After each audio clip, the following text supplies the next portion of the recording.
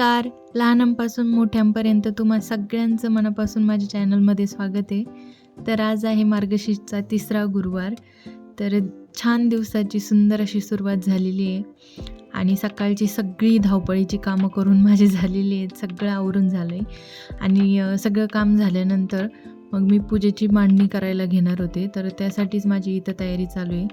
मग सगळ्यात आधी मी दिवे आणि कलश स्वच्छ करून घेतले. कोणतीही पूजा असो किंवा सण असो तर आपण दिवे स्वच्छ करून घेतो आणि ते एकदम चकचकीत दिसले ना की एकदम फ्रेश वाटतं. तर माझंही तसंच आहे. तर आता मला पूजा करायची होती, त्यामुळं मी सगळ्यात पहिले तर दिवे स्वच्छ करून घेतले आणि मग लगेच पूजेची तयारी करायला घेतली. तर पूजेसाठी जे साहित्य मला पाहिजे होतं ते मी सगळं आधीच काढून ठेवलं होतं.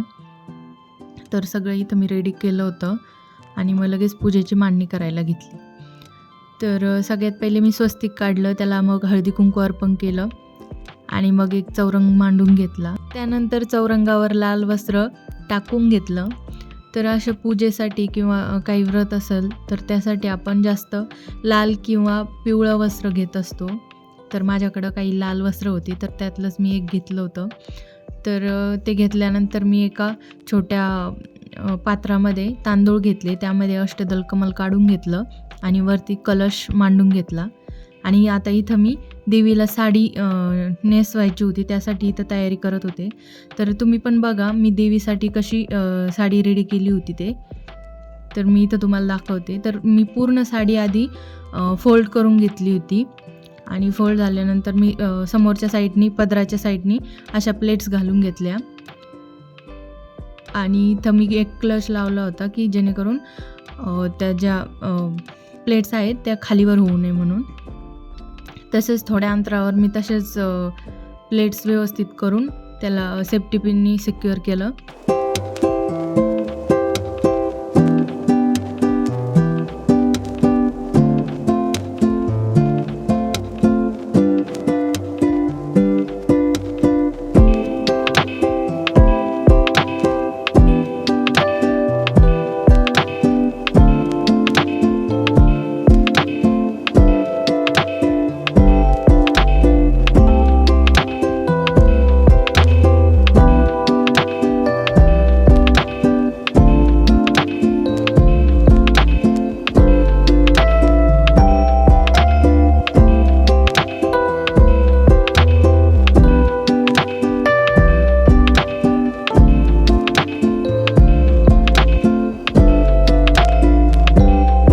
तरी तर मी पदराच्या साईडला थोड्या अंतरावर अशा प्लेट्स घालून घेतल्या आणि नंतर साडीच्या दुसऱ्या साईडला वेगळ्या पद्धतीने प्लेट्स घातल्या होत्या. तुम्ही इथं बघू शकता मी कशा घातल्या ते प्लेट्स.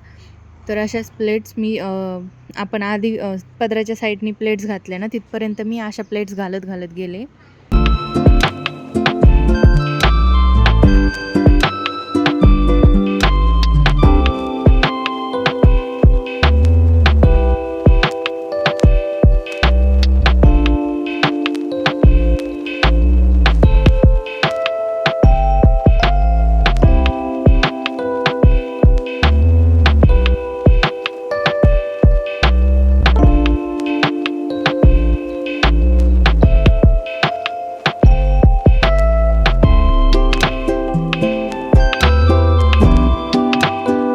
तर इथं आपली देवीची साडी रेडी झालेली आहे.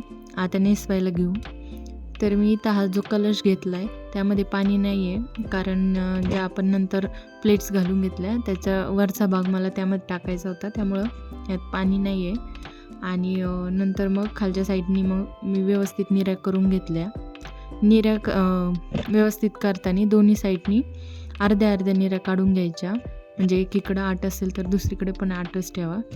व्यवस्थित निऱ्या करून घ्या, म्हणजे ते समोरून साडी एकदम छान दिसते.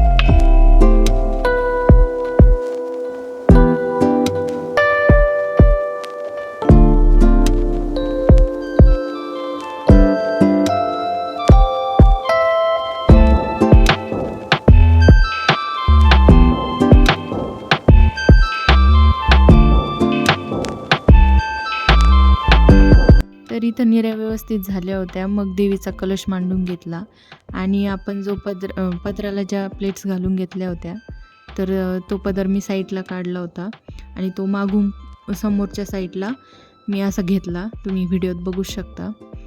मागं टाकून मग समोरून घेतला आणि मी हा पदर थोडासा मागच्या साईडला टाकला आहे, जेणेकरून मग कमरपट्टा लावला ना की मग एकदम छान दिसणार आहे. त्यामुळं आता तुम्ही बघा, आता एक एक जसा दागिना चढत जातो ना तसं देवीचं रूप खुलत जातं. आता बघा कमरपट्टा लावला आहे आणि देवी किती सुंदर दिसते.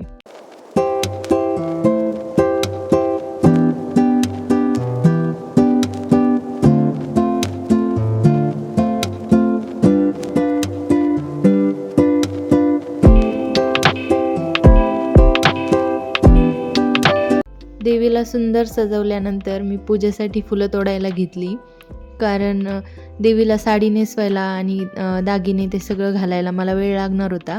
म्हटलं तोपर्यंत फुलं सुकून जातील, म्हणून मी आधीच फुलं तोडून ठेवले नव्हते. मग सगळं देवीला साडी वगैरे घातल्यानंतर मग मी फुलं तोडायला घेतले. तर मला सोनचाफ्याचं एक फूल भेटलं आणि शेवंतीची पिवळी आणि पांढरी फुलं होती. बाकी बरीचशी फुलं आहेत, झेंडूची, जास्वंदीची, सगळीच फुलं आहेत बागेमध्ये आणि नागिनीचे पानं पण आहेत, ते पण घेतले आणि आता पूजा मांडायला घेतली. तर सगळ्यात आधी मी दिवा लावून घेतला. दिवा लावून झाल्यानंतर मी पूजेची पुढची तयारी सुरू केली. तर मग मी नागिनीची पानं मांडून घेतली आणि त्यावरती मला महालक्ष्मी आणि गणपती सगळ्यांना स्थान द्यायचं होतं. तर आधी मग अभिषेक करून घेतला गणपती बाप्पाचा आणि त्यानंतर मग महालक्ष्मीचा आणि सरस्वती आणि अन्नपूर्णा माता पण होती, सगळ्यांचा अभिषेक करून घेतला आणि सगळ्यांची स्थापना केली. त्यानंतर मग अशी काहीशी छान पूजा मी मांडली होती. आता सगळी पूजा छान अशी मांडून झाली. म्हटलं आता छोटीशी का होईना समोर रांगोळी पाहिजेच, म्हणून मग रांगोळी काढायला घेतली. रांगोळी नसेल तर पूजा अपूर्णच वाटते, त्यामुळं छोटीशी अशी छान रांगोळी मी काढून घेतली.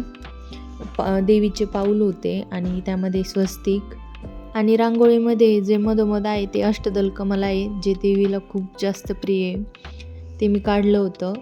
आणि छोटीशी पण छान अशी रांगोळी माझी काढून झाली. त्यानंतर मग मी कथा वाचायला घेतली. कथा माझी वाचून झाली, मग आरती करून घेतली. आरती झाल्यानंतर मग नैवेद्याची तयारी सुरू होती माझी. तर सुंदर देवीची आरती, कथा वगैरे सगळं झालं आणि देवी किती सुंदर दिसते. तर नैवेद्यासाठी मी इथं बाजरीच्या भाकरी केल्या होत्या तीळ लावून आणि नैवेद्यासाठी मी भाकरी, चपाती, कुहिऱ्याची काळी भाजी, भात, घासाची भाजी आणि गोड पदार्थ पाहिजे म्हणून मग मी खीर केली होती.